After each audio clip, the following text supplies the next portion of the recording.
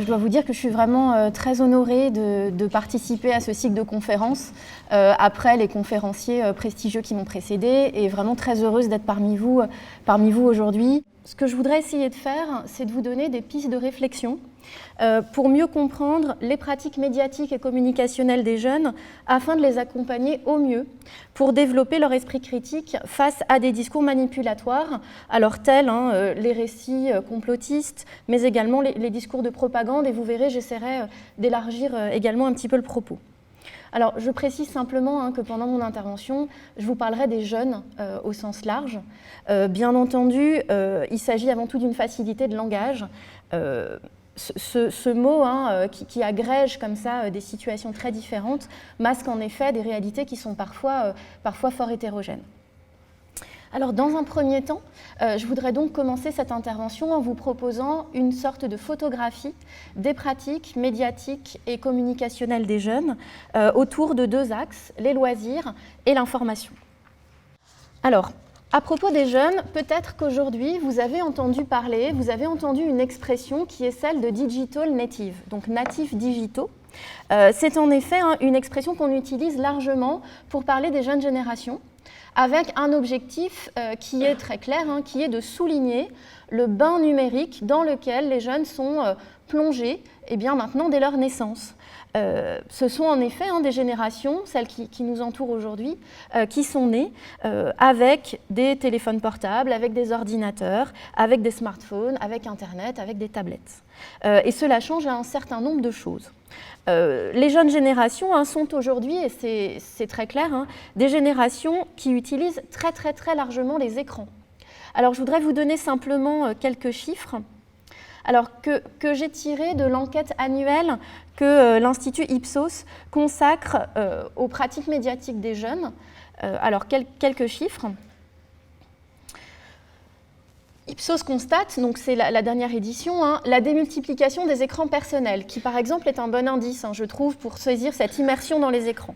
Donc vous voyez par exemple que si on prend les 13-19 ans, 73% d'entre eux possèdent un ordinateur personnel, une console de jeu, mais qu'ils possèdent aussi, bien entendu, à 68% un smartphone et à 29% par exemple une tablette. Là, vous avez les équipements personnels. Il faut bien penser que les jeunes vont aussi utiliser des équipements qui sont ceux de leur famille, qui sont ceux de leur environnement proche. Alors, autre chiffre, toujours tiré de la même étude, le fort équipement en tablette des enfants. Pourquoi est-ce que j'ai mis ce chiffre en avant ? Pour vous montrer que les choses vont très vite. C'est-à-dire qu'on peut être peut-être surpris de constater que, par exemple, chez les 7-12 ans, vous avez quand même 14% des 7-12 ans qui possèdent eux-mêmes une tablette. Encore une fois, ces chiffres sont à mettre en perspective avec l'équipement familial et on considère qu'aujourd'hui, en moyenne, vous avez presque un foyer sur deux qui possède une tablette. Les durées de connexion. Alors, les durées de connexion, elles progressent, c'est-à-dire que le temps passé sur Internet ne cesse de progresser, comme on vous le montre bien sur cette représentation. Prenons encore les 13-19 ans. Vous voyez qu'en 2012, ils passaient 12h20 connectés. En 2015, c'est 13h30. C'est très important. Alors, pour relativiser ces chiffres, il faut bien penser que le jeune est un être qui sait faire plusieurs choses en même temps. Et donc, le fait d'être connecté ne les empêche pas de faire autre chose. C'est-à-dire qu'on va pouvoir envoyer quelques messages sur une messagerie instantanée et en même temps être en train de regarder la télé, de discuter avec quelqu'un. Voilà. Donc, ce temps de connexion doit être aussi replacé dans ce contexte-là. Autre chiffre, l'inscription sur les réseaux sociaux, qui est massive. Alors, pour moi, il y a deux éléments qui sont intéressants. Vous voyez, alors Facebook, l'inscription sur Facebook baisse un petit peu. Bon, on reste quand même aujourd'hui à 78% des 13-19 ans qui sont connectés. Ce qui me semble intéressant aussi, par exemple, ça va être la montée d'Instagram ou de Twitter. Et ça résume bien ce qu'on constate depuis de nombreuses années, c'est-à-dire vraiment une appétence des jeunes pour la nouveauté en termes de technologie. C'est-à-dire que les nouveaux réseaux vont assez vite faire l'objet d'une réelle appropriation par les jeunes générations. Alors, une petite précision, cette expression « digital native », elle ne va pas s'en poser problème parce qu'elle peut laisser penser une forme de compétence, je dirais, innée face aux écrans. C'est-à-dire que quand on dit que des enfants sont nés avec les écrans, qu'ils baignent dans ce bain numérique, eh bien on peut aussi laisser penser qu'ils seraient par nature compétents et je dirais en miroir que les adultes qui, eux, ne sont pas nés dans ce bain numérique, eh bien, finalement, ne seraient pas compétents pour les accompagner face au numérique. Et dans les enquêtes qu'on mène, quand on interroge, par exemple, des professionnels de l'éducation, des enseignants, des éducateurs, quand on parle avec des parents, eh bien, ce discours qui est « oui, mais moi, je ne suis pas compétent, qu'est-ce que vous voulez que je fasse? Moi, mon fils sait mieux se servir d'une tablette que moi », ce discours revient très souvent, alors que ça n'est pas parce qu'on sait se servir, je dirais, techniquement d'un dispositif qu'on est compétent. Encore une fois, il y a une différence entre, par exemple, savoir allumer une tablette et être capable d'aller chercher une information fiable sur Internet avec cette tablette. Et on peut penser que les adultes ont tout à fait leur rôle et tout à fait leur place dans un accompagnement dans ce monde numérique. Alors, une fois qu'on a constaté ce bain numérique, ce qui me semble intéressant, c'est de se demander pourquoi ces jeunes passent autant de temps derrière ces écrans. Alors, j'ai essayé de vous donner quelques mots-clés qui résument un petit peu la manière dont les jeunes se servent des écrans, avec en fond l'idée que ce qui va compter, c'est vraiment se centrer sur les pratiques. C'est-à-dire que ce ne sont pas des dispositifs, des écrans en eux-mêmes qui vont induire certaines pratiques. Par exemple, moi, je ne peux pas vous dire si Internet, si une tablette en soi, c'est quelque chose qui est bon ou mauvais. Pour moi, c'est une question qui n'a pas de sens. C'est la manière dont les jeunes, et tout individu, va s'approprier, va utiliser ces technologies qui va pouvoir être considérée comme plus ou moins positive, plus ou moins dangereuse. Voilà. En eux-mêmes, ces dispositifs, ces écrans, ne sont ni bons ni mauvais. Par contre, on peut aller interroger les pratiques des jeunes. Donc quand on regarde à quoi leur servent tous ces écrans, on constate qu'ils vont s'en servir pour apprendre, pour découvrir, pour l'école, pour les loisirs. Bon. Mais surtout qu'ils vont en fait être utilisés pour la construction identitaire des jeunes, ce qui est un élément extrêmement important, particulièrement lorsqu'on parle des adolescents. Et on va constater que dans cette perspective, la manière dont les jeunes vont utiliser les écrans oscille entre deux points. D'un côté, l'intégration à un groupe, la sphère familiale, le groupe de pairs. D'un autre côté, l'autonomisation, la création de soi. Donc, d'un côté, on voit très bien comment certains usages, certaines pratiques permettent de tisser des liens interpersonnels, même sans qu'il y ait besoin de coprésence. Les écrans constituent véritablement des supports de socialisation. Ça n'est pas nouveau, mais c'est encore vrai pour les nouveaux écrans. Pour reprendre une expression de Patrice Flichy, les écrans permettent d'être ensemble, séparément. Alors, depuis longtemps, des travaux de recherche ont montré comment la télévision, par exemple, permettait d'alimenter au quotidien le lien social. Par exemple, à travers les conversations télé. Aujourd'hui, les conversations télé, elles existent toujours, elles sont simplement un peu reconfigurées. C'est-à-dire qu'avant, un jeune allait, par exemple, parler avec ses camarades de classe d'une émission qu'il avait regardée la veille à la télévision sur l'écran du poste de télévision familiale. Bon. Aujourd'hui, il peut toujours le faire, et il le fait parfois toujours, mais il va aussi discuter de la série qu'il a regardée la veille sur son ordinateur.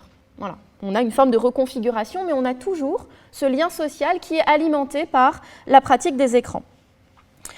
On va aussi trouver des travaux qui mettent vraiment en avant la construction de liens sociaux forts, même sans qu'il n'y ait jamais de rencontre dans la vie réelle. Donc je pense à des travaux qui sont menés par exemple sur les communautés de fans sur Internet, sur des communautés de joueurs, où on constate vraiment l'existence de liens forts et de liens sociaux réels. Pour ce qui est particulièrement des jeunes, on voit bien comment l'usage du téléphone portable ou des réseaux sociaux va leur permettre de prolonger, de renforcer des sociabilités déjà existantes. C'est-à-dire qu'on se rend compte que les jeunes ont largement tendance à utiliser les réseaux sociaux, leur smartphone, pour alimenter un lien qui existe déjà, pour communiquer avant tout avec leur groupe de pairs, PAIRS, et non pas avec des inconnus. Bien entendu, ils peuvent parler avec des inconnus, mais la masse de leurs échanges se fait avant tout avec des gens qu'ils connaissent et qu'ils fréquentent déjà en dehors de ces écrans. D'un autre côté, donc, vous allez trouver toute une voilà, toute une galaxie d'usages qui vont permettre aux jeunes de créer une forme d'autonomisation. Alors par exemple, on s'est rendu compte, encore une fois depuis de nombreuses années, que le fait que des jeunes possèdent dans leur chambre ou puissent utiliser dans leur chambre une télévision ou un ordinateur, eh bien, leur permet d'échapper en partie au contrôle parental et donc d'en faire un usage plus autonome. Hervé Glevarec parle d'ailleurs de culture de la chambre pour désigner ce mouvement d'autonomisation des jeunes, en partie permis par l'usage des écrans. Donc Internet, dont on a vu qu'il pouvait permettre comme ça d'alimenter un lien avec un groupe de pairs, eh bien, permet aussi aux jeunes de s'extraire de ce que la sociologue Dominique Pasquier appelle la tyrannie de la majorité. C'est vrai qu'à l'adolescence, ne pas être exactement comme son groupe de pairs, ne pas porter exactement les mêmes vêtements, ne pas aimer exactement la même musique, eh bien, peut constituer une problématique pour certains jeunes.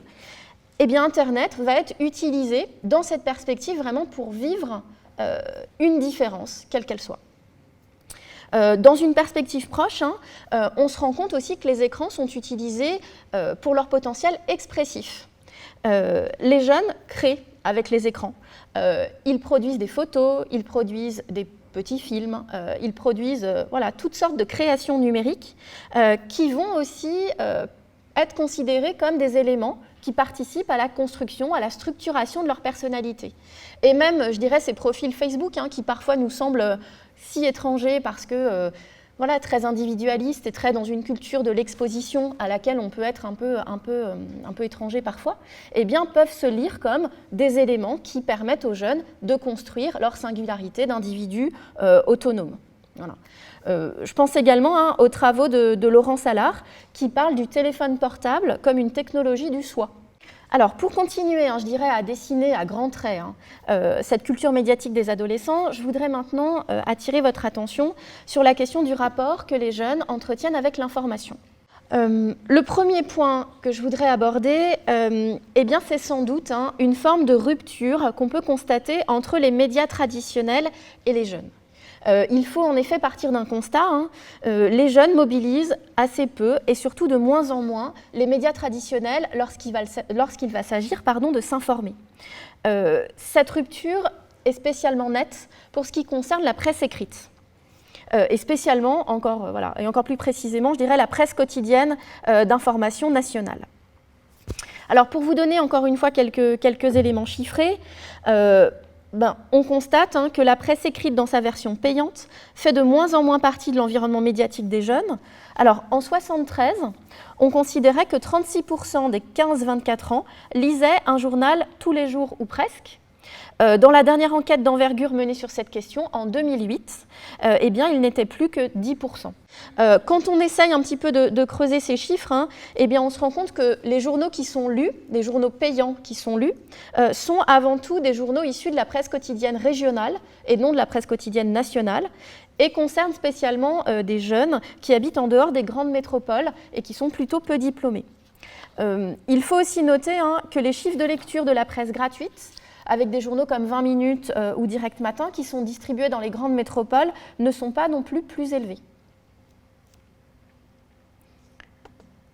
Donc, parallèlement à la presse, j'ai choisi de proposer un petit focus sur la télévision. Et là, on constate qu'elle demeure tout de même une source d'information réelle pour les jeunes. Alors, une nouvelle indication chiffrée, d'après le baromètre 2015 que le journal La Croix réalise chaque année en partenariat avec l'institut de sondage TNS-Sofres, la télévision est pour 47%, cette fois-ci des 18-24, le premier moyen par lequel ils s'informent de l'actualité nationale et internationale. Voilà. Il faut également préciser que la télévision propose des programmes qui, par leur format, c'est-à-dire souvent des programmes courts ou des programmes qui abordent l'actualité de manière un peu iconoclaste, plaisent beaucoup aux jeunes. Alors, je pense spécialement aux éditions courtes d'informations proposées sur M6 et plus massivement au petit journal que propose Canal+.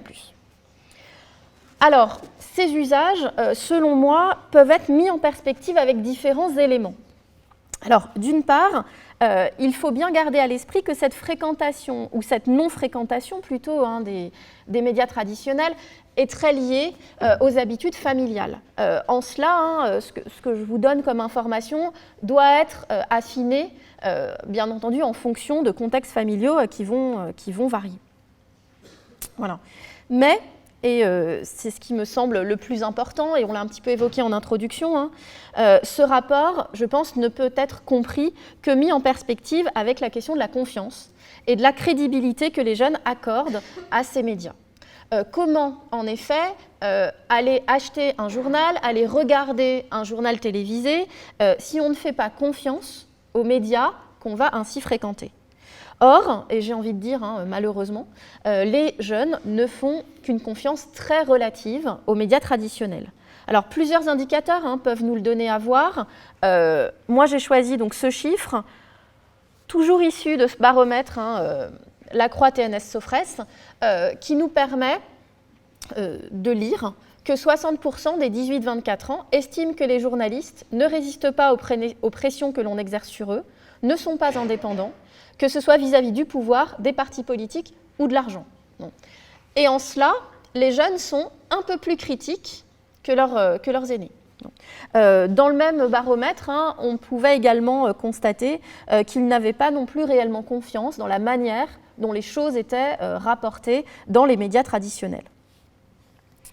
Pour autant, ce qu'on va voir se dessiner à ce niveau-là, ça n'est pas un désintérêt pour l'information, mais bien plutôt un goût pour une autre information, c'est-à-dire une information qui va être plus personnalisable, plus interactive, qui va mêler le sérieux et le moins sérieux, qui va être accessible par d'autres canaux et qui va être publicisée par d'autres sources. Bon. Alors, on ne peut que noter la place prépondérante occupée aujourd'hui par Internet et les réseaux sociaux en tant que source d'information pour les jeunes. Pour Sylvie Octobre, qui travaille depuis très longtemps sur les pratiques médiatiques des jeunes, Facebook est devenu le premier média d'information des jeunes. À la base, Facebook n'est pas un média d'information. Pourtant, aujourd'hui, puisque Facebook va être un lieu où vont être relayées des informations, eh bien, dans les pratiques, on se rend compte que les jeunes s'informent sur Facebook. Alors, plusieurs éléments peuvent permettre de comprendre, je dirais, cette appétence pour Internet et pour les réseaux sociaux. Alors, on va déjà trouver, je dirais, des éléments explicatifs qui résident dans l'organisation de ces dispositifs numériques. C'est-à-dire qu'avec Facebook et avec les réseaux sociaux en général, voire avec les applications qui sont dédiées à l'actualité, eh bien, ce ne sont plus les jeunes qui vont vers l'info, mais c'est bien l'information qui vient aux jeunes, ce qui facilite la consommation d'informations par ce type de canal. S'informer en ligne est également possible sur l'ensemble des écrans qui vont être à disposition des jeunes, y compris leur téléphone portable, c'est-à-dire absolument partout. Cette facilité d'accès joue aussi dans le sens d'une information tournée vers Internet et les réseaux sociaux. Mais je dirais de manière plus décisive, ce qui pour moi est vraiment important et semble se donner à lire dans les études qu'on peut mener, c'est que le fait que sur les réseaux sociaux, les informations sont transmises par des pairs, toujours P-A-I-R-S, donc des amis ou des personnes que l'on va suivre, que l'on a choisi de suivre, sur Twitter par exemple, eh bien le fait que ce soit transmis par quelqu'un semble jouer un rôle de filtre et un rôle de validation qui semble en quelque sorte rassurer les jeunes face, je dirais, au foisonnement informationnel qu'est Internet. Le fait qu'un ami vous transmette une information via Facebook semble jouer un rôle quelque part d'une forme de validation. Et c'est vrai que c'est très rassurant face à toutes les informations qu'on peut trouver sur Internet. Alors, on peut aussi trouver des éléments explicatifs qui sont d'ordre beaucoup plus symbolique, liés, je pense, à deux éléments qui constituent vraiment la culture d'Internet, c'est-à-dire la gratuité et la liberté d'expression. Il ne faut pas oublier qu'Internet constitue une possibilité d'accès à ce que je vous disais à l'instant, une quantité exceptionnelle d'informations, le plus souvent gratuites, diffusées par des acteurs absolument hétérogènes, et porteuse de points de vue particulièrement variés. Ce qui fait que s'informer en ligne est véritablement très séduisant. C'est-à-dire que cet état de fait constitue avant tout une chance immense, et je pense qu'il ne faut pas l'oublier. Cette chance immense, c'est logique, a aussi une face plus sombre. Cette liberté d'expression illimitée, elle se fait aussi au risque d'une information sans filtre. Et c'est ce qui va m'amener à aborder la question de la séduction, de ce qu'on peut nommer les théories du complot, et dont on peut avoir l'impression qu'elles séduisent une partie de la jeunesse. Alors, ces théories du complot, je pense que c'est un élément qu'on ne peut pas oublier quand aujourd'hui on parle du rapport des jeunes à l'information. Ce sont certainement les attentats qu'a connus la France en janvier 2015 qui ont révélé au grand public cette problématique des théories du complot. Alors je vous donne un exemple. Au lendemain des attentats de janvier, très très vite, vous avez peut-être vu circuler, ou en tout cas ont circulé, des théories du complot qui reposaient sur ce type d'éléments. Donc vous voyez la première illustration illustre le fait que dans la voiture des frères Kouachi, on a très vite retrouvé l'une de leurs cartes d'identité. Et bien sur Internet a très vite circulé ce type d'illustration ou de réflexion mise en image. Donc là, vous voyez le petit papier pour vous aider un peu, bisous, qui sous-entendait que, bien entendu, c'était quand même trop étrange de laisser sa carte d'identité, donc que forcément, il y avait un complot. On a aussi vu très très vite circuler la vidéo dont est issue cette capture d'écran, qui en fait mettait en avant le fait que les rétroviseurs de la voiture des frères Kouachi auraient changé de couleur pendant l'attaque. Donc vous voyez, là, on vous cercle de rouge les rétroviseurs en vous montrant que d'un côté, ils sont blancs, de l'autre côté, ils sont noirs. Et donc là aussi, c'était quand même trop étrange pour être honnête. Alors là, on a eu une réponse, pour le coup, sur ces éléments-là. A priori, il s'agit de rétroviseurs chromés qui donc se reflètent dans leur environnement, donc peuvent donner sur des images l'impression d'être de couleurs différentes. Voilà. Mais je pense que c'est vraiment ces attentats de janvier qui ont, dans le grand public, et en tout cas dans les discours de presse, déclenché vraiment une publicisation de ces théories du complot qui, avant, étaient surtout connues sur Internet. Alors, pour définir, moi, les théories du complot, pour être bien clair sur ce dont je suis en train de vous parler, je reprendrai une définition du conspirationnisme qui est donnée par Rudi Reichstadt, l'animateur du site Conspiracy Watch, qui définit le conspirationnisme comme une tendance à attribuer abusivement l'origine d'un événement choquant et ou dramatique à un inavouable complot dont les auteurs, ou ceux à qui il est réputé profiter, conspireraient dans leur intérêt à tenir cachée la vérité. Donc une théorie du complot va constituer en un récit qui se veut alternatif et qui va prétendre dévoiler une vérité qui est toujours qualifiée d'officielle. Alors, comme l'indique Pierre-André Taguieff, qui a beaucoup travaillé sur le sujet, il s'agit d'interprétations mensongères et fausses, mais aussi très largement paranoïaques. Alors, pour vous donner des exemples, sur Internet, on va retrouver un nombre de sites assez impressionnant, par exemple dédiés aux complots liés aux Illuminati. Donc les Illuminati, qui seraient une société secrète, qui dirigerait depuis toujours le monde.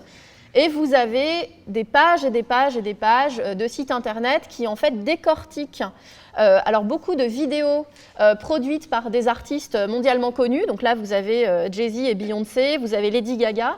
Et en fait, comme le signe de ralliement des Illuminati, c'est l'œil avec un triangle, eh bien en fait, les théoriciens du complot illuminatiste cherchent à débusquer tous les signes qui montreraient que les Illuminati se reconnaissent entre eux et cherchent à s'identifier entre eux. Donc vous voyez Lady Gaga là, qui cache un œil, ou Jay-Z qui fait le petit triangle, c'est un signe. Bon. Par exemple, vous avez aussi des choses sur les reptiliens. Toute une partie du monde serait en fait des hommes reptiles cachés, dont Barack Obama. Voilà. Donc, c'est un peu surprenant, mais ce qui est aussi très surprenant, c'est comment ces complots sont connus des jeunes. Alors, moi, je suis aussi enseignante, je vous ai dit que j'étais enseignante-chercheuse. moi, je suis stupéfiée par tous les complots que connaissent mes étudiants. Et alors, l'un qui m'avait le plus interpellée, c'était celui, quand on plie visiblement un billet américain, on arrive à faire des tours jumelles du 11 septembre et qui s'effondrent. Donc, c'est une preuve que tout ceci était vérifié était prévu depuis très longtemps. Voilà, moi j'ai des étudiants qui sont en IUT, donc qui ont passé le bac, qui sont en IUT, qui me disent sans cesse, mais quand même madame, ça pose des questions, est-ce que vous avez vu cette vidéo? Quand même les pyramides, ça ne peut pas être les Égyptiens. Voilà, bon. Et donc c'est vrai qu'on ne peut que constater, peut-être que vous en avez fait l'expérience également, mais le fait que des jeunes sont au moins intéressés, si ce n'est séduits, sachant que toutes les théories du complot, je dirais, ne sont pas aussi, je vais me permettre un jugement, mais farfelu, que celles qui concernent, par exemple, les reptiliens. Bon, voilà. Alors, pour essayer, encore une fois, de comprendre pourquoi est-ce que les jeunes vont être aussi attirés par ces théories du complot, quelques éléments que j'aimerais amener à votre réflexion. D'une part, il faut bien garder à l'esprit que les jeunes sont loin d'être les seuls séduits par les théories du complot. Les adultes, c'est ce que je vous ai marqué, sont également intéressés. Alors, j'ai mis un lien vers un article du Monde, dont la méthodologie a été assez controversée, parce qu'en fait, cet article titrait, de manière un peu racoleuse, la moitié des Français croient aux théories du complot. Cet article, il est intéressant parce que, justement, il s'intéresse à des complots qui semblent moins violemment complotistes que les Illuminati ou les reptiliens, avec la question, par exemple, d'un ordre mondial lié à la finance qui pourrait gouverner le monde, de choses qui concernent des dangers liés au vaccin. Voilà. Et en tout cas, des choses qui, je dirais, peuvent nous interpeller peut-être un peu tous. Bon. Pourquoi est-ce qu'on va comme ça chercher, en tout cas être séduit par ces théories? Alors, plusieurs éléments d'explication. Je pense que les théories du complot possèdent au moins deux caractéristiques qui vont les rendre séduisantes, j'ai envie de dire aux yeux de n'importe qui, de prime abord. Elles permettent tout d'abord d'offrir une lecture du monde assez simple face à un monde qui est de plus en plus complexe. En cela, je dirais qu'elles permettent de retrouver une impression de maîtrise sur ce qui nous entoure, maîtrise qui peut être assez rassurante, encore une fois, dans un monde véritablement marqué par la complexité.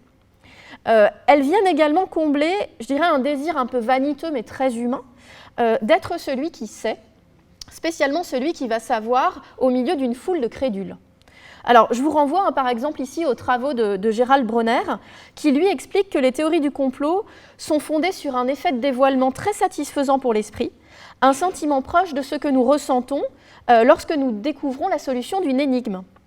Et cette satisfaction cognitive, bien finalement, elle va être d'autant plus marquée que le sentiment d'appartenir à un groupe minoritaire va être valorisé.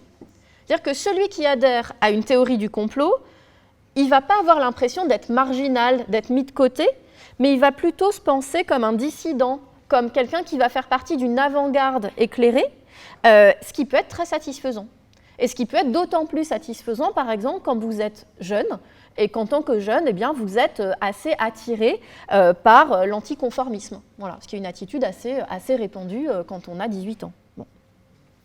Alors, d'autre part, et c'est ce que je vous ai marqué, et c'est là qu'effectivement on fait face à une question qui est extrêmement problématique, c'est que cet engouement, encore une fois, ne peut se lire que replacé dans une crise de confiance généralisée envers les institutions. Je vous parlais tout à l'heure d'une crise de confiance envers les médias. Eh bien, cette crise de confiance, elle ne s'arrête pas aux médias. C'est-à-dire que les jeunes ne font pas non plus confiance, en tout cas spécialement confiance aux hommes politiques. Plusieurs indices nous permettent de l'attester. C'est-à-dire qu'à chaque élection, mais je dirais qu'on déplore la faible participation politique électorale des jeunes, des taux d'abstention qui sont très forts. On constate parallèlement une adhésion à des discours politiques qui se présentent comme anti-système. Alors là, je pense à la fois à Dieudonné ou à Marine Le Pen, qui revendiquent vraiment cette inscription dans un anti-système, et ce sont quand même des figures qui séduisent une partie non négligeable de la jeunesse.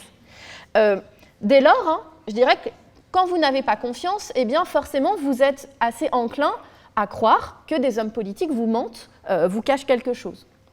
Je dirais, pour poursuivre les travaux qu'ont menés Yann Algan et Pierre Cahuc, que la France semble aussi constituer un terreau particulièrement propice à ce développement des théories du complot, parce que la méfiance envers les élites et envers les institutions y est assez élevée. Et le problème est en outre que l'histoire est malheureusement jalonnée de mensonges d'État qui vont venir alimenter l'incrédulité, la défiance collective, et spécialement celle des plus jeunes.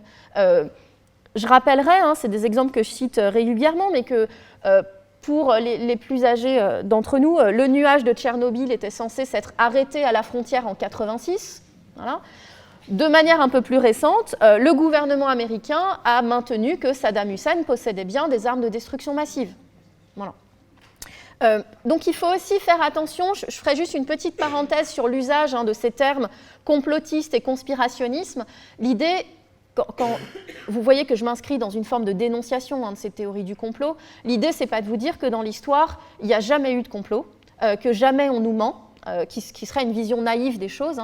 C'est vraiment de dire qu'entre esprit critique et méfiance généralisée, il y a un pas. Voilà, il y a une différence qu'il est importante de faire. De même, aujourd'hui, on se rend bien compte que ces expressions complotisme et théorie du complot peuvent être utilisées à des fins argumentatives. C'est-à-dire que si aujourd'hui vous qualifiez une théorie de théorie du complot, vous jetez l'opprobre sur cette théorie. Donc ça peut aussi être utilisé, ce vocable peut être aussi utilisé à des fins d'argumentation. Ce qu'il faut quand même toujours garder à l'esprit. En tout cas, sur Internet, ces théories du complot vont prendre une forme très séduisante et peuvent vraiment poser question aux jeunes, d'où l'importance fondamentale de l'apprentissage de la sélection de l'information, de l'éducation aux médias, de l'éducation au décryptage des messages médiatiques, et d'où la deuxième partie de cette intervention où je vais essayer très humblement de vous donner des pistes pour accompagner les jeunes dans le développement d'un esprit critique aiguisé face aux messages médiatiques. Bien évidemment, je ne peux pas, et je ne pense pas que ce soit possible, vous donner des recettes pour vacciner les jeunes contre tout risque de manipulation. Je veux dire, ce serait merveilleux si ce vaccin existait, mais en l'occurrence, ça me semble compliqué. Par contre, ce que j'ai essayé de faire, c'est de vous donner des éléments qui vont peut-être faire écho à votre pratique professionnelle et qui, en tout cas, demandent à y être confrontés afin d'aider les jeunes à développer leur esprit critique. Donc, cette idée, c'est de vous donner des pistes qui seront peut-être prolongées dans vos réflexions. Alors, j'ai pris des exemples qui sont à la fois issus des théories du complot, des exemples un peu plus larges, et j'ai aussi des exemples qui sont plus précisément issus des travaux que je peux mener en ce moment sur l'analyse des discours de propagande djihadiste. Alors, pour moi, vraiment, le premier point qu'il faut mettre en avant quand on cherche à aiguiser et à aider les jeunes à aiguiser leur sens critique, c'est vraiment de les inviter à toujours et absolument se poser la question des sources d'information. C'est-à-dire vraiment se poser deux questions simples, qui me parle et pourquoi. C'est-à-dire vraiment comprendre d'où viennent les discours qu'on va consulter sur Internet. Sur Internet, je vous l'ai déjà dit mais je le répète, des discours à visée manipulatoire, des discours absolument pas sérieux ni crédibles vont pouvoir avoir une apparence de sérieux et de crédibilité totale. Alors, je vous donne deux exemples pour illustrer à la fois la nécessité d'aller s'informer sur les sources d'information et pour vous montrer que certes, cela demande une démarche active, mais que ça n'est pas si compliqué que ça. Alors, premier exemple que je voudrais prendre, imaginons, voilà, je me pose des questions sur la géopolitique, je peux consulter plusieurs sites, moi j'ai décidé de vous en donner deux. Le premier, Orient 21, sous-titré « Politique, culture, société, économie, diplomatie ». Et le second, voltairenet.org, donc le site du réseau Voltaire. Alors, une démarche très simple, quand on se demande qui nous parle et pourquoi, eh bien on va aller chercher dans ces sites, dans les rubriques « Qui sommes-nous » voilà, pourquoi ce site, on va aller chercher des informations qui vont nous permettre de comprendre qui nous parle. Vous voyez par exemple dans tout en haut, alors ça ne se voit pas très bien, mais vous avez une rubrique « Le réseau ». Dans Orient 21, vous avez aussi une rubrique qui s'appelle « Qui sommes-nous » ? Bon. Alors quand on clique sur le « Qui sommes-nous » du réseau Voltaire, voilà ce qu'on nous dit. Réseau Voltaire International est un réseau de presse non aligné, spécialisé dans l'analyse des relations internationales, créé à l'initiative de l'intellectuel français Thierry Meyssan.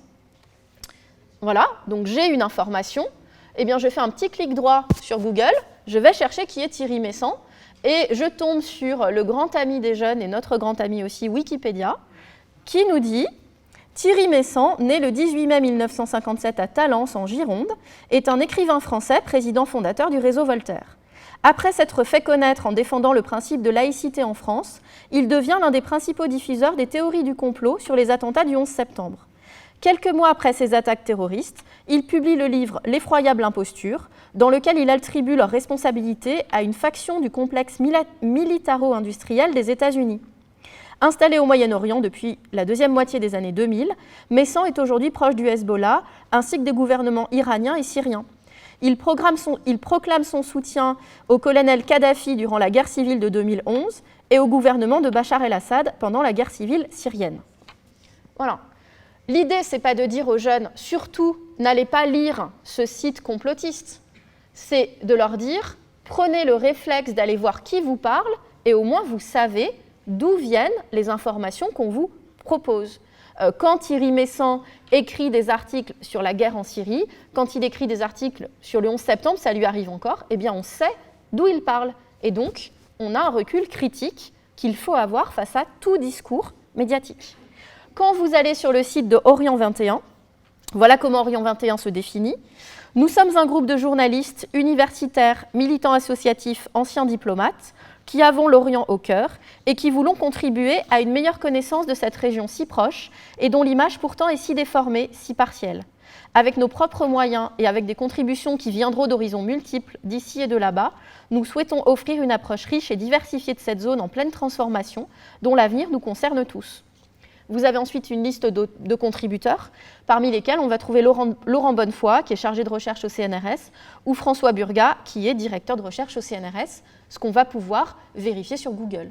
Bon, et bien sur ce site, Orient 21 nous parle principalement, et en tout cas nous parlent certains auteurs qui sont rattachés à des institutions de recherche crédibles et identifiées. Encore une fois, on sait qui nous parle et pourquoi. L'idée, ce n'est pas de dire aux jeunes qu'il y aurait des sites qui seraient objectifs et d'autres qui ne le seraient pas, avec toute la difficulté à qualifier cette notion d'objectivité, mais de savoir vraiment qui s'exprime, au nom de quoi, quels sont les qualificatifs qui permettent à ces personnes de s'exprimer sur un sujet, quelles sont leurs positions politiques. Je vous donne un autre exemple sur un tout autre sujet. Exemple qui a défrayé la chronique il y a quelques années et puis encore il y a quelques mois. Quand vous cherchez à vous informer sur l'IVG, si vous tapez sur Google IVG, voici le deuxième site que vous trouvez dans la première page des recherches Google. Sachant, comme l'indique Gérald Brenner, que 65% des gens ne dépassent pas la première page Google quand ils font des recherches d'infos. Donc voici ce site. Vous voyez qu'on vous présente un numéro vert, Centre national d'écoute anonyme et gratuit, c'est-à-dire des signes qui peuvent faire penser à une forme de discours officiel. Voilà. Le premier site qu'on trouve quand on cherche, c'est celui-là. Là aussi, vous avez des choses qui font penser à un discours officiel. ivg.gouv.fr, vous avez la Marianne et vous avez la mention du ministère de la Santé. Effectivement, ce site est un site officiel. Celui-ci est un site qui n'est pas officiel, qui est animé par des réseaux catholiques extrêmement militants contre l'avortement. Et le gouvernement s'est rendu compte que beaucoup de jeunes filles pensaient que ce site était un site officiel, puisqu'il y avait ce numéro vert, la mention du Centre national d'écoute anonyme et gratuit, et qu'en fait, ces jeunes filles, quand elles téléphonaient, eh bien, elles se retrouvaient face à des femmes qui ne leur proposaient qu'une vision extrêmement culpabilisante de l'avortement, un discours extrêmement anxiogène. Et d'ailleurs, quand vous consultez le site, effectivement, il n'y a qu'une vision extrêmement anxiogène de l'avortement.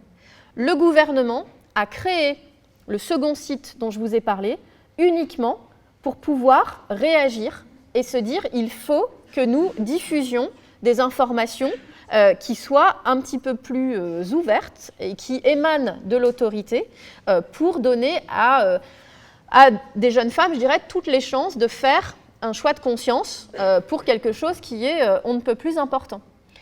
Il y a quelques mois, le gouvernement a fait un appel, alors plutôt orienté vers les femmes, mais tout le monde est concerné, a fait un appel aux citoyens en disant aux citoyens « Allez cliquer sur notre site pour qu'il remonte dans les requêtes Google » parce qu'aujourd'hui, le site ivg.net, et il y en a d'autres, du même type, arrive avant notre site ou juste après sur la première page de Google, et c'est un problème. Voilà. Ces sites-là, ce site-là, hein, quand on cherche à savoir qui me parle, c'est extrêmement compliqué. Quand c'est compliqué, c'est pas bon signe. Hein.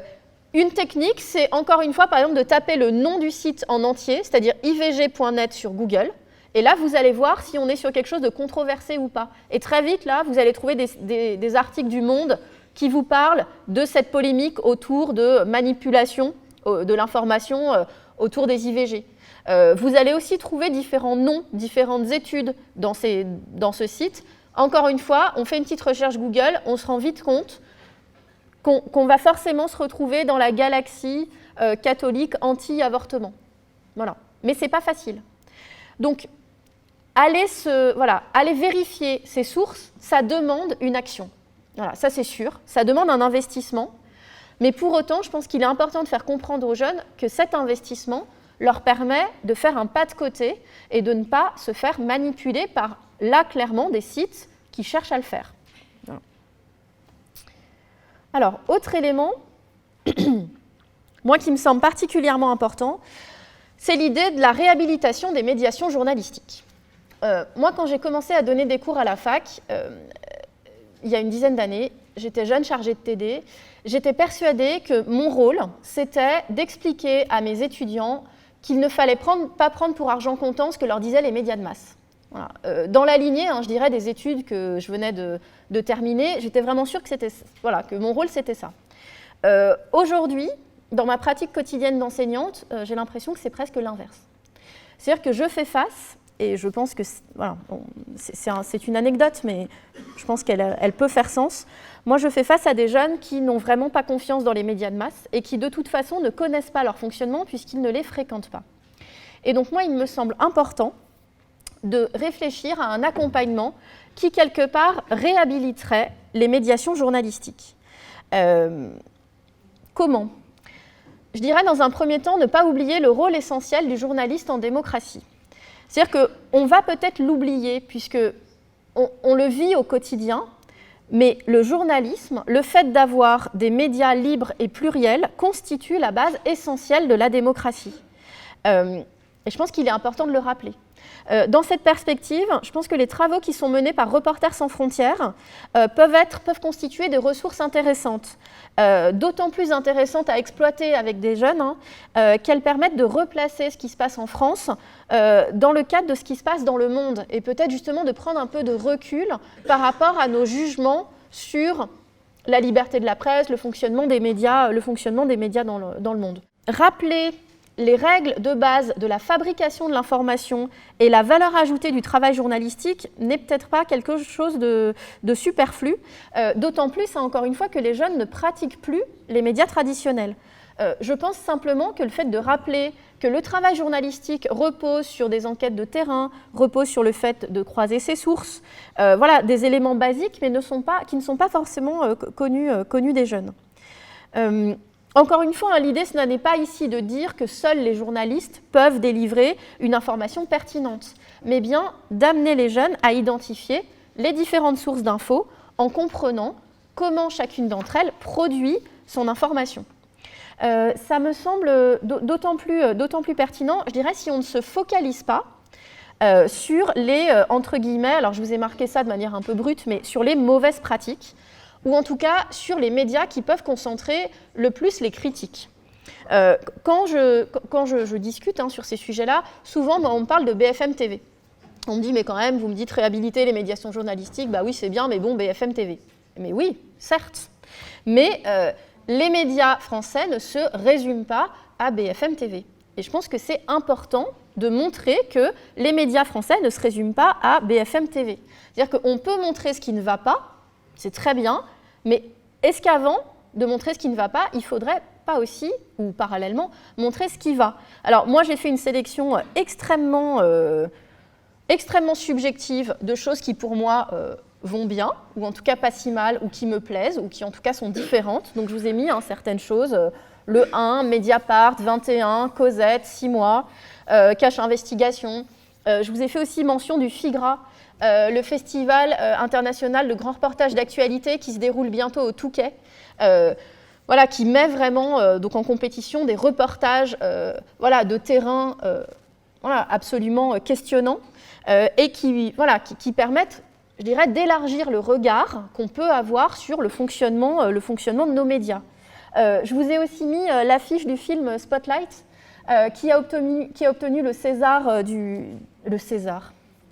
l'Oscar du meilleur film aux États-Unis.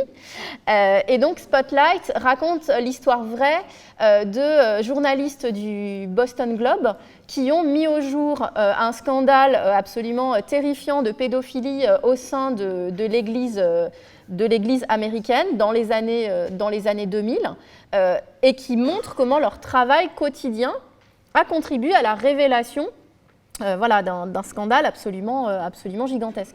On est ici vraiment, je dirais, dans le mythe du journaliste qui fait de l'investigation, voilà, qui est vraiment le quatrième pouvoir. Voilà, sauf que ce mythe eh bien, s'actualise parfois dans la réalité des pratiques journalistiques. Et ça me semble important de quand même, encore une fois, le voir.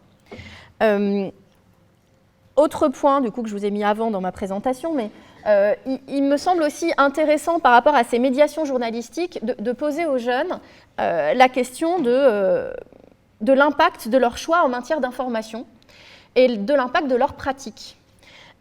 C'est-à-dire que, pour le dire très brièvement, les pratiques des publics ont un impact sur l'offre d'information qui est proposée par les médias traditionnels. Et ça, il ne faut jamais l'oublier. C'est-à-dire que les médias ont vocation à être regardés, voire ont vocation à se vendre directement.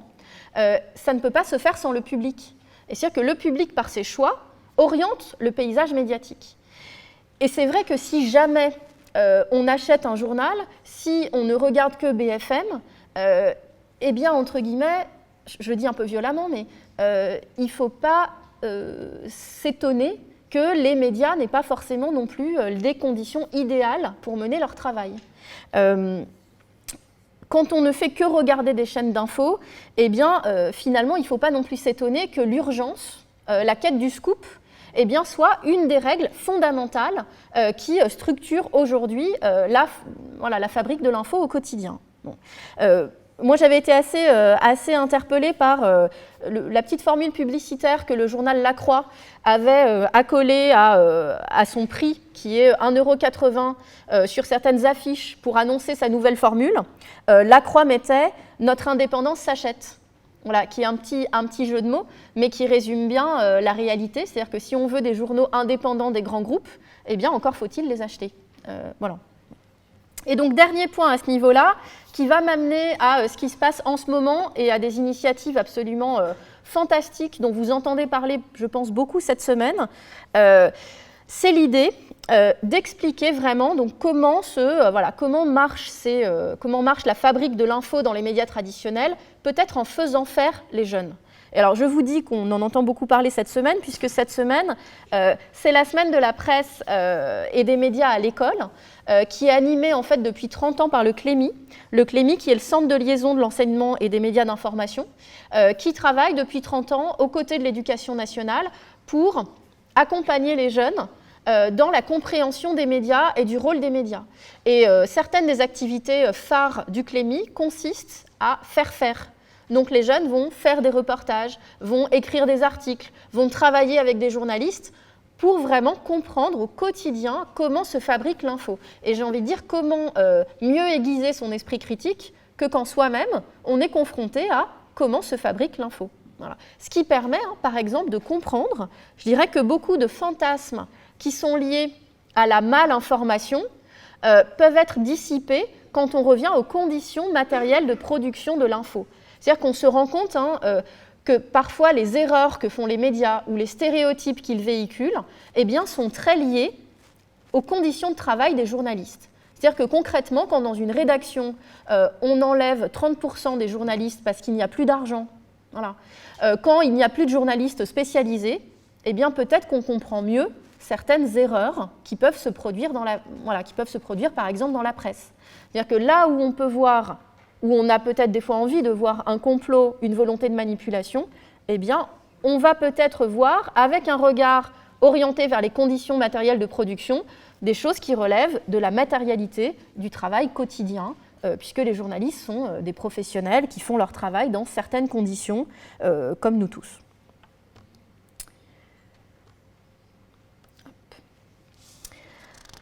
Alors, avant-dernier élément dans ces grandes lignes, pour vous donner encore une fois des idées et matières à réflexion, comment est-ce qu'on pourrait accompagner les jeunes pour identifier et mettre à distance les récits complotistes? Plusieurs entrées. Alors, la première, ce serait de confronter la rapidité des récits conspirationnistes au temps long de l'histoire. Alors, j'en parlais tout à l'heure avec quelqu'un dans cette salle. Si vous avez regardé un peu les journaux cette matinée ou juste avant de venir, eh bien déjà ont été diffusées en ligne des rumeurs, des fausses informations, des éléments qui correspondent à un discours complotiste sur ce qui est en train de se passer, à Bruxelles. C'est-à-dire qu'on constate que ces discours conspirationnistes vont se diffuser très vite. Et alors là, je voudrais faire référence à un ouvrage qui, moi, me semble très accessible et du coup assez utilisable quand on est professionnel de terrain. C'est l'ouvrage de Sophie Mazet, son manuel d'autodéfense intellectuelle. Donc Sophie Mazet, elle est enseignante d'anglais dans un lycée de Seine-Saint-Denis. Et en fait, depuis 2011, elle anime ce qu'elle appelle des ateliers d'autodéfense intellectuelle, où elle traite de différentes choses, dont les théories du complot. Et alors elle invite ses élèves justement à mettre en parallèle cette rapidité des récits conspirationnistes et le temps long de l'histoire.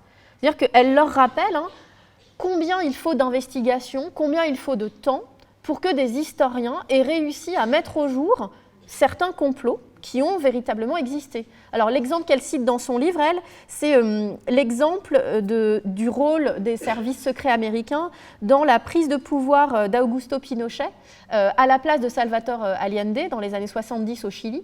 Et elle explique comment les historiens ont travaillé de très longues années de manière très fine pour réussir à révéler tout ça. Et elle met ceci en parallèle avec certains récits conspirationnistes. Et elle rappelle, par exemple, que Thierry Meyssan, dont nous parlions tout à l'heure, a publié dès le 7 janvier 2015, c'est-à-dire au moment même des attentats, sur son site du réseau Voltaire, un article nommé « Un 11 septembre français qui a commandité l'attentat contre Charlie Hebdo », dans lequel il concluait « Ces commanditaires les plus probables sont à Washington ». Voilà.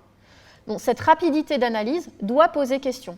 De la même manière, la rapidité avec laquelle arrivent des vidéos qui ne se fondent que sur l'analyse d'images glanées sur Internet ou à la télévision doit aussi poser question.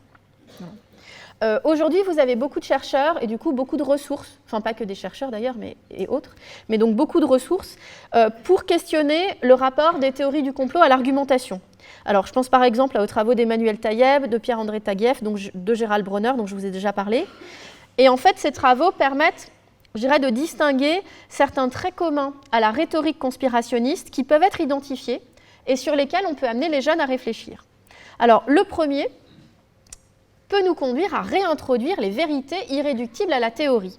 C'est-à-dire qu'un élément qui est frappant quand on étudie ces théories du complot et leur rhétorique, c'est qu'elles laissent systématiquement de côté, elles éludent tous les arguments qui vont dans le sens de l'invalidation du complot.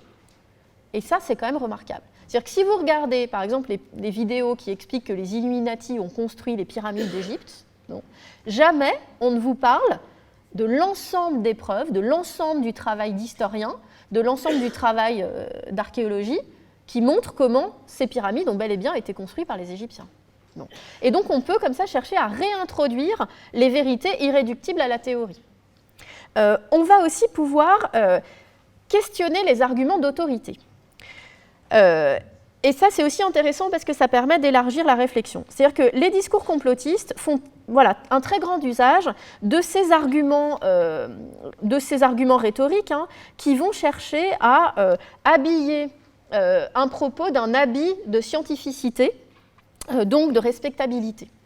Et l'argument d'autorité, l'usage de l'argument d'autorité, c'est quelque chose qui est étudié depuis très longtemps quand on s'intéresse à l'argumentation et qui doit être questionné.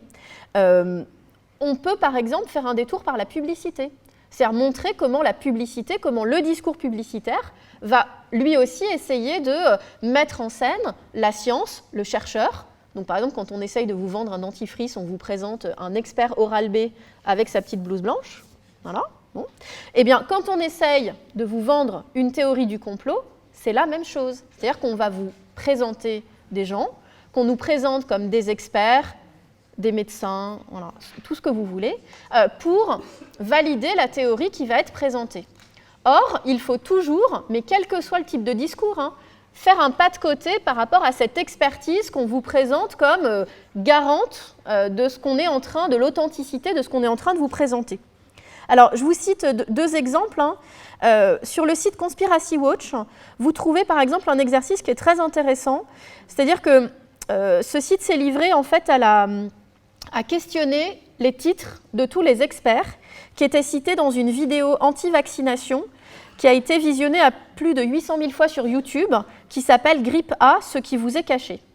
Et en fait, ce site démontre que la plupart des experts cités ont usurpé leur titre. Sont des médecins qui n'ont plus le droit d'exercer, ne sont plus médecins, voilà.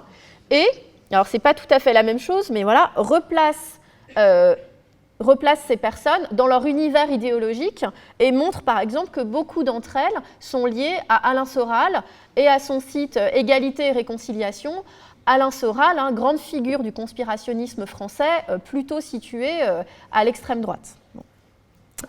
Autre exemple, Jérôme Kiran. Lui, il est très actif, il est maître de conférences en génie civil et il est très actif pour l'étude de toutes les productions des défenseurs des théories dites alternatives autour du 11 septembre.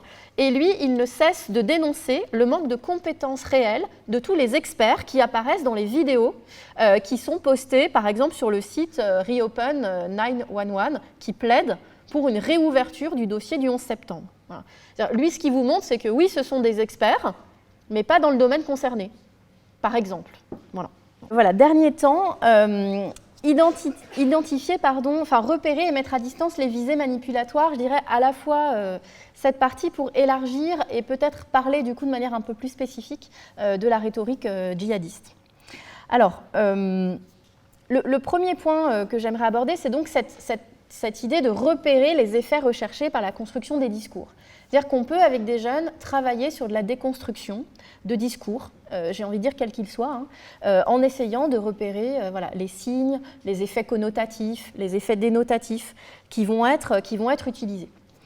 Et là, c'est vrai que moi, je pense spécialement aux discours qui vont être ceux proposés par Daesh, pour montrer vraiment comment ces discours, qui peuvent sembler parfois si naturels, si évidents, pour certains jeunes occidentaux, sont vraiment des discours construits sur la base de stratégies de communication très claires qui prennent ces jeunes véritablement pour des cibles de stratégies de communication extrêmement travaillées.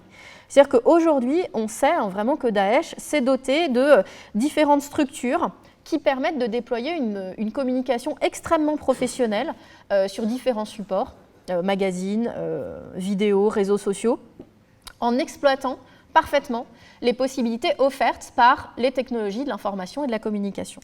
Alors David Thompson, qui est un journaliste à RFI, qui est vraiment spécialiste des combattants djihadistes occidentaux, lui indique que les vidéos de Daesh mobilisent les codes du cinéma hollywoodien et de jeux vidéo pour séduire ces jeunes. Et alors effectivement, quand on travaille sur ces vidéos, quand on essaye de les déconstruire, de voir comment est-ce qu'elles sont faites, on se rend compte qu'elles mobilisent justement ces codes. Quelques exemples sur l'utilisation de cette pop culture qui fait que quand certains jeunes regardent ces vidéos, eh bien, ça ne leur semble pas spécialement étrange, pas spécialement inconnu, puisque ça mobilise des codes dans lesquels ils baignent au quotidien, qui sont les codes de notre pop culture. Je ne voudrais pas faire des raccourcis, hein. Je voudrais juste vous montrer des exemples issus de travaux, mais donc voilà, excusez-moi si ça va peut-être un peu vite dans l'analyse là, c'est vraiment rapide. La mise en scène de la violence telle qu'on peut l'utiliser, enfin, du groupe, vous allez retrouver parfois vraiment des mises en scène violentes qui rappellent par exemple des clips de rap, de manière vraiment très très claire. Là je vous ai mis un extrait d'une vidéo de propagande de Daesh dans laquelle des Français apparaissaient, d'ailleurs morts depuis en Syrie, et un clip de rap. L'idée, c'est pas de vous dire hein, que quand le jeune regarde un clip de rap, il est en train de se préparer à devenir djihadiste. Hein. Heureusement, non. Hein. Mais c'est vraiment qu'il y a une utilisation des codes culturels des cibles visées pour produire pour eux des discours qui vont être extrêmement clairs et compréhensibles. Dans cette même perspective, hein, quand on regarde les vidéos de propagande, elles sont ponctuées d'écrans noirs sur lesquels arrivent un certain nombre de textes qui vont être formulés de manière assez particulière. Je vous ai mis par exemple donc, tout en haut, vous voyez une capture d'écran, la DCRI à nos trousses. Ça, c'est une capture d'écran d'un film qui a été réalisé par Omar Homsen, donc un Français qui depuis est mort en Syrie, mais qui a vraiment été connu comme l'un des propagandistes les plus zélés de Daesh à destination des francophones, avec des films qui ont vraiment eu une audience assez importante. Eh bien, ces films, 19HH, sont ponctués comme ça d'écrans noirs sur lesquels apparaissent des textes, mais exactement à la manière dont sont construits des bandes annonces de blockbusters américains. Juste dessous, je vous ai mis un extrait, je pense c'est Expandable 3. Voilà. Pareil, ces bandeaux noirs avec des textes, on retrouve une espèce de mysticisme, hein, pareil, qui va être commun à d'autres productions culturelles. Le premier écran, enfin le troisième écran, c'est toujours cette vidéo 19HH. Le second, c'est un extrait d'une bande-annonce du Seigneur des Anneaux. Voilà. Et avec y compris un vocabulaire qui, encore une fois, n'est pas étranger à la pop culture. L'utilisation des explosions. C'est-à-dire qu'aujourd'hui, on a montré, et certains estiment, que Daesh choisit parfois certains explosifs pour leur potentiel cinégénique, pour pouvoir faire des beaux films. Voilà, c'est-à-dire qu'on en est là dans ces productions médiatiques. Vous avez, encore une fois, seul celui de ce côté-là est un extrait d'un film grand public. Le reste, ce sont des vidéos de propagande de Daesh. Bon. Ça, je pense qu'on peut le déconstruire, qu'on peut l'interroger comme on interrogerait des publicités ou des choses qui sont issues de la pop culture, encore une fois. On va pouvoir aussi repérer des effets de montage, c'est-à-dire que ce sont des vidéos, vous allez trouver de la slow motion, donc des ralentis, beaucoup de mise en scène. Ce sont des vidéos, vous allez parfois trouver l'usage de plusieurs caméras dans certaines de ces vidéos. Bon. L'idée, c'est de dire que face à des discours qui se présentent, encore une fois, comme un dévoilement de la réalité, alors que les grands médias, les médias traditionnels nous mentiraient, eh bien on peut assez facilement montrer que ces discours sont extrêmement construits et qu'ils utilisent les mêmes procédés rhétoriques que la publicité ou que d'autres discours qui, eux, sont clairement à visée manipulatoire. Autre élément pour déconstruire, je pense qu'on peut se poser la question de l'usage de l'appel aux émotions. Si on suit par exemple les travaux de Philippe Breton, qui travaille sur l'argumentation depuis très longtemps, pour lui, ce qui fait la différence entre texte à visée argumentative ou texte à visée manipulatoire, c'est le fait de s'adresser avant tout à la raison des gens ou à leurs sentiments. Eh bien, dans certaines vidéos de Daesh, l'utilisation de la violence très clairement vise avant tout à s'adresser aux sentiments des gens. Alors je vous montre juste un tout petit exemple avec des photos qui sont un peu violentes mais pas trop. Enfin si, mais bon, malheureusement il y a bien pire. Vous avez dans beaucoup de vidéos comme ça une mise en scène des enfants avec des gros plans qui peut paraître extrêmement choquante, qui est très souvent accompagnée d'une voix off féminine Et on voit très clairement que ce sont les jeunes filles qui sont ici ciblées par cette identification à la voix féminine et à cette identification à un discours qui les appelle à ne pas rester insensibles à cette violence qui va être faite aux enfants. Et on sait qu'aujourd'hui, les jeunes filles constituent malheureusement un nombre très important des personnes qui vont, par exemple, vouloir partir ou partir en Syrie. Bon. Ces passages-là on peut vraiment très clairement les déconstruire, montrer comment on va avant tout faire appel aux émotions et comment on cible très clairement certaines personnes. Bon. Le dernier point du coup, qui m'emmène sur ce slide-là, c'est la question d'identifier les mensonges médiatiques.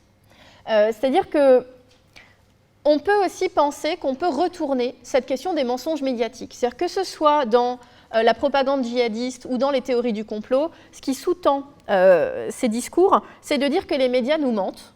Or, beaucoup de discours à visée manipulatoire sont construits sur des mensonges qu'on peut mettre au jour. Et il est intéressant de noter, comme le fait Pierre-André Taguieff, qu'en fait les jeunes sont souvent finalement beaucoup plus critiques et beaucoup plus, je dirais, sur leur garde face à des messages médiatiques issus des médias traditionnels que face à des messages qui vont se présenter comme alternatifs. Et on peut leur montrer que ces messages sont construits sur des mensonges. Alors, je vous donne par exemple un exemple, c'est-à-dire que là, je pense aux mensonges qui vont aussi être répandus par ce qu'on appelle la fachosphère, c'est-à-dire toute une nébuleuse de sites d'extrême droite, comme Français de souche par exemple, comme F de souche, qui vont diffuser très activement des fausses rumeurs et des fausses informations sur la toile. Je vous ai mis ici une capture d'écran, enfin c'est le reportage d'Envoyé spécial qui était dédié à ce qu'on a appelé la rumeur du 9-3. C'est-à-dire que pendant plusieurs mois, s'est répandue dans différentes villes une rumeur qui voulait que les pouvoirs publics locaux aient été payés par les pouvoirs publics du 93 pour accueillir massivement des populations du 93, bien entendu étrangères, d'origine étrangère et musulmanes, et donc que ces villes allaient allaient subir comme ça un assaut, une horde de populations étrangères. Bon. Ce qui ne reposait absolument sur aucun fondement. Bon, ce qui explique ce reportage. Mais ce que montre aussi, par exemple, à un moment ce reportage, c'est un exemple qui, moi, me semble assez intéressant. Il montre comment, en fait, un article de presse quotidienne régionale qui parlait en fait d'un accident de voiture causé par un habitant alti-ligérien, c'est-à-dire issu de la Haute-Loire, allait être trafiqué pour être retransformé en article évoquant un accident de voiture commis par un Algérien. Article de presse qui allait être diffusé dans les réseaux d'extrême droite et susciter, vous imaginez bien, tout un commentaire, toute une sorte de commentaire particulièrement raciste. Et aujourd'hui, ce qui est vraiment une aubaine en termes d'accompagnement des jeunes, c'est que les médias traditionnels s'emparent de cette question des mensonges médiatiques dans la lignée d'une tendance journalistique qu'on appelle le fact-checking, la vérification des faits, et proposent en fait des rubriques qui essayent comme ça de démonter, de décoder les rumeurs, les complots et les mensonges médiatiques. Alors, vous avez par exemple, tout en haut, la rubrique Désintox qui est diffusée dans 28 minutes sur Arte, mais aussi sur Libération. Vous avez les décodeurs, du Monde qui vraiment s'attaquent à toutes ces rumeurs et fausses informations. Par exemple, les décodeurs, quelques jours après les attentats du 13 novembre, on fait un article spécial en reprenant toutes les rumeurs circulant sur le web et en les vérifiant, en allant poser la question est-ce que c'est vrai ou pas, et en montrant qu'elle n'était pas vraie. Ici, vous avez donc les décodeurs de France 24. Donc c'est aussi une petite vidéo qui montre comment en fait, certaines images des migrants vont être détournées, mal interprétées, sorties de leur contexte ou vont devenir complètement mensongères et vont rappeler aux gens qu'effectivement, ce ne sont pas, on va leur montrer d'où proviennent les infos et montrer que là, on essaye clairement de les manipuler. Voilà. Donc pour conclure, je voudrais simplement, je vous ai marqué un certain nombre de références si vous voulez aller un petit peu plus loin. Et donc avec aussi simplement vous faire mention de sites qui peuvent être ressources dans votre pratique quotidienne. Conspiracy Watch, qui moi me semble quand même être un site assez incontournable, donc Observatoire du conspirationnisme et des théories du complot. Mais également Hoaxbuster, qui depuis des années traque les fausses informations sur Internet. Je pense qu'il faut aussi mentionner, alors ça c'est une émission de France Inter spécialement dédiée à pourquoi les jeunes sont si attirés par les théories du complot, mentionner l'initiative gouvernementale de création de ce site ontemanipule.fr qui s'adresse directement aux jeunes et qui vise à leur faire prendre conscience des dangers des théories du complot.